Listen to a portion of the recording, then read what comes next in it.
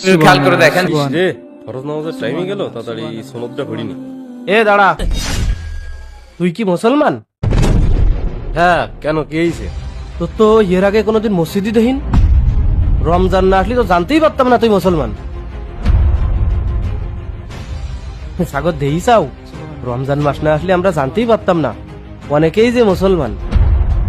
ভাই এরা তো 12 মাসই মুসল্লি না, এরা তো 1 মাসই মুসল্লি। এরা শুধু রমজানে ইফতারি খাবে সেই মুসল্লি।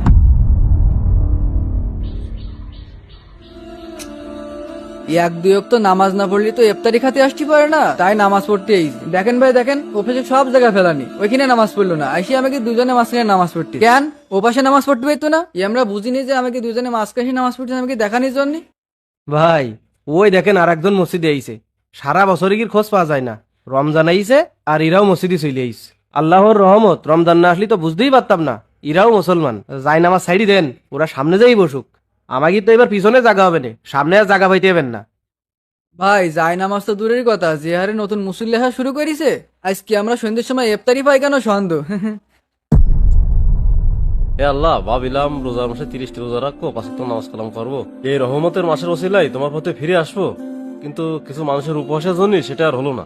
ভাই ইফতারি কথা বাদ দেন, আজকে ইফতারি আমাদের কপালে আর নেই। কি বলছেন ভাই? উজ্জ্বল ভাই দাঁড়ান, এদিকে আসেন,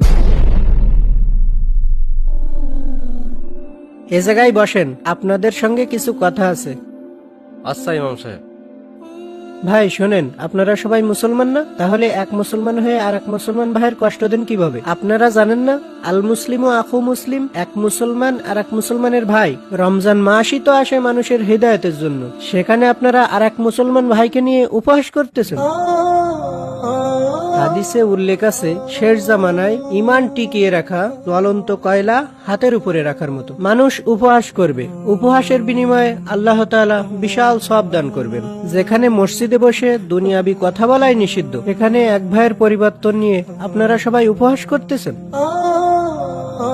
রমজান মাস আসেই তো মানুষের হৃদায়তের জন্য, কে জানে আল্লাহ চাহে তো এই মাস থেকেই ভাইটিকে হৃদায়ত দান করলো। রমজান মাসে আপনারা সওয়াবের পরিবর্তে গুনাহ নিয়েই ব্যস্ত আছেন। আল্লাহর সৃষ্টি নিয়ে উপহাস করলে আল্লাহ তাআলা নারাজ হন।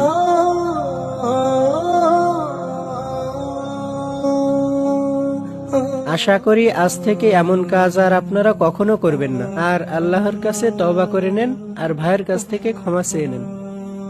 ইমাম সাহেব, আমাদের তো এত জ্ঞান ছিল না, আমরা আমাদের ভুল বুঝতে পারছি। উজ্জ্বল, তুমি আমাদের ক্ষমা করে দিই।